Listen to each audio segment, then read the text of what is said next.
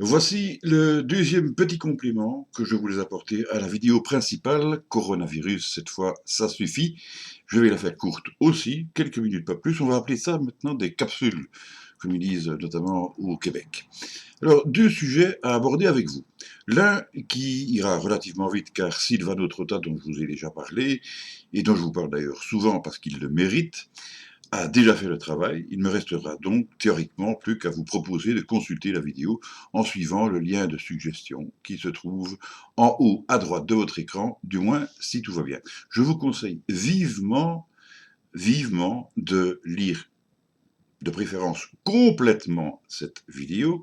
Elle fait quand même 44 minutes, alors si vous voulez en venir au fait qui est vraiment important par rapport à ce que je vais vous résumer pour la suite, vous pouvez commencer vers la 26e minute. Comme ça, je vous fais déjà gagner quelques minutes. Mais tout est intéressant dans cette vidéo. Hein, donc, voilà.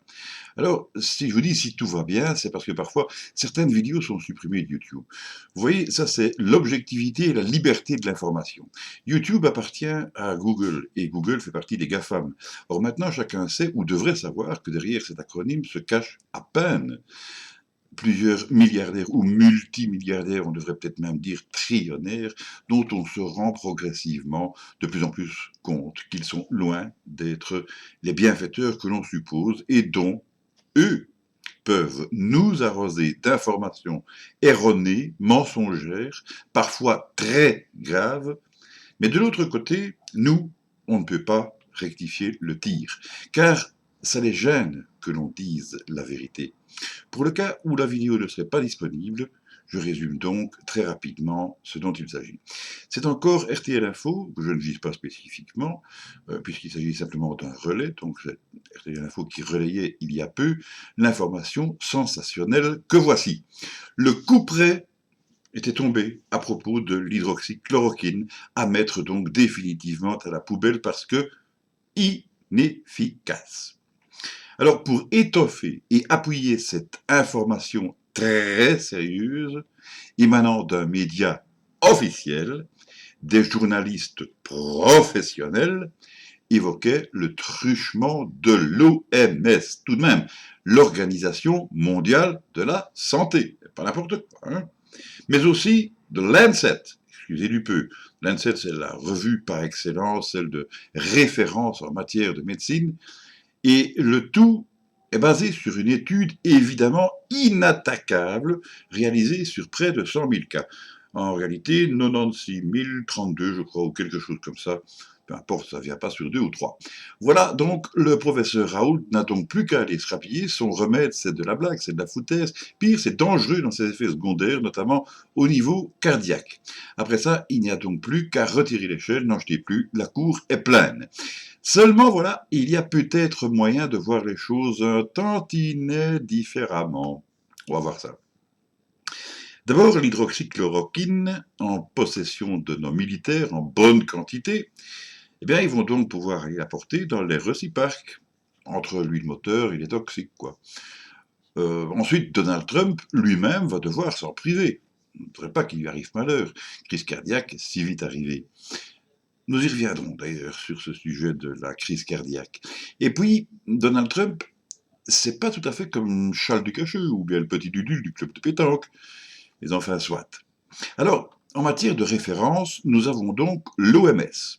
Je fais une petite parenthèse pour signaler que l'OMS a avalisé la fibromyalgie en 1992, si mes souvenirs sont bons, mais apparemment, dans la réalité du terrain, c'est le parcours du combattant pour ceux qui en souffrent pour se faire soigner, car bien rares sont les médecins qui la prennent en compte. Donc, tous ces médecins se soucient fort peu de ce que dit l'OMS. D'autre part, si mes renseignements sont corrects, les États-Unis ont stoppé toute participation financière en faveur de l'OMS. Les États-Unis, c'est pas tout à fait comme le Grand-Duché de Luxembourg ou le Liechtenstein. Question population, puissance économique ou militaire, par exemple. Et seulement, voilà encore, il me semble que les États-Unis ne sont pas les seuls à avoir coupé les vivres à l'OMS. Donc, il doit quand même bien y avoir une raison. Serait-ce en rapport avec une gestion calamiteuse? Point d'interrogation. Ou bien serait-ce en raison de fonds très généreusement octroyés par un certain Guy Bates? Donc, est-ce qu'il n'y aurait pas là comme une forme de désaveu? Vous remarquerez que je ne fais que poser la question, ce qui ne peut donc pas être qualifié de diffamatoire. Une question, c'est jamais diffamatoire. Mais attendez un peu. Qu'est-ce qu'il faisait encore, Gil Bates? Ah oui, il faisait dans la morphatique. Et peut-être même les rivus. Maintenant, appartement, il fait dans les Xavins. Je ne sais pas, il y a peut-être un repart. Ah, euh, de Lancet. Alors là, rien à redire. Excellente référence de réputation mondiale, et là, je ne blague pas. C'est quand même dommage toutefois que son propre rédacteur en chef ait pondu tout un article dans lequel il exprime toute sa révolte contre quantité d'études dont il a admis à son grand désarroi qu'elles étaient faussées, mensongères, falsifiées, etc. Tout ça, vous allez pouvoir le voir en détail dans la vidéo de Silvano Trotta dont je vous ai proposé la suggestion en début de vidéo.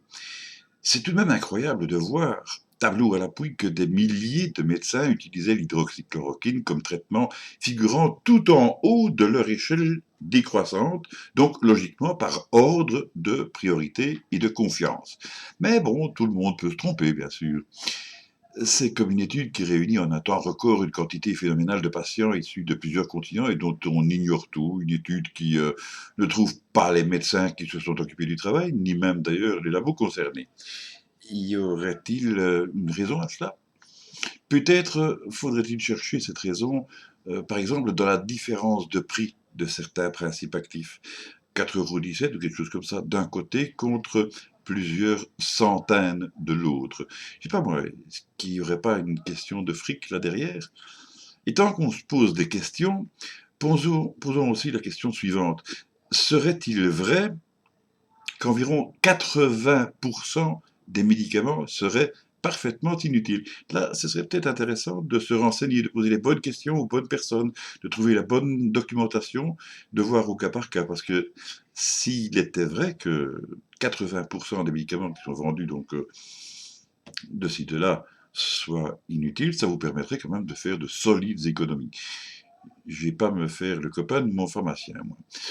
En tout cas, déjà au 19e siècle, donc dans les années 1800, hein, Oliver Wendell Holmes disait: si nous envoyions au fond de la mer toute la médecine que nous utilisons, ce serait tant mieux pour nous et tant pis pour les poissons.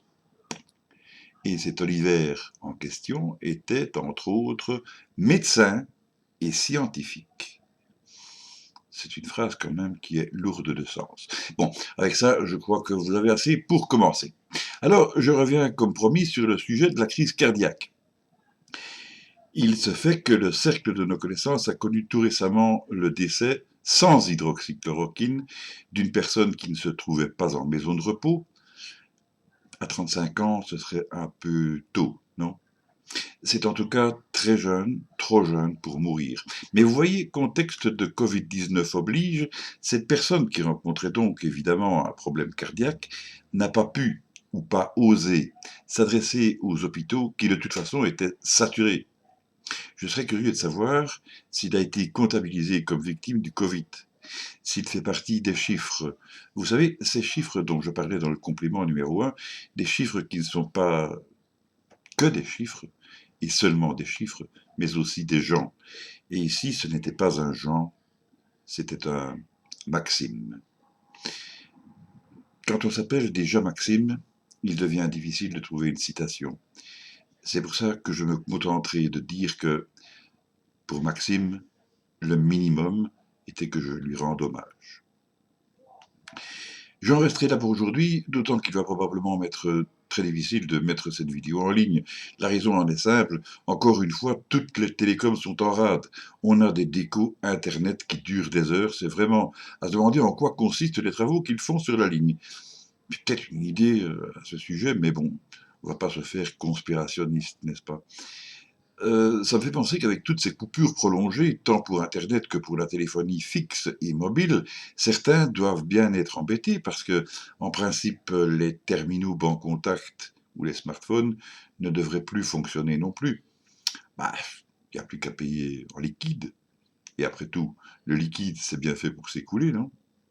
Allez, une dernière pour la route. Pendant toute la période de confinement, en matière de circulation automobile, nous avons vu nos kilométrages journaliers diminuer très fortement. On ne pouvait pas se déplacer comme on le voulait. On devait rester dans un rayon, un périmètre très limité. Vous êtes d'accord avec moi là-dessus, je suppose. Non, si je pose la question, c'est parce que je me demande si, dans ce cas, on ne serait pas en droit d'attendre une réduction sur nos taxes de circulation. Et je vais donner un élément de réponse. Oui, certainement, nous sommes en droit d'attendre. D'attendre. D'attendre. Maintenant, bon, vous faites ce que vous voulez de cette suggestion, évidemment. On est mouton ou on ne l'est pas.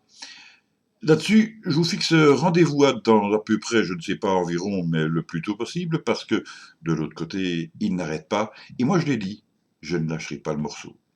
Là-dessus, je vous souhaite plein de bonnes choses. À la prochaine. Bye.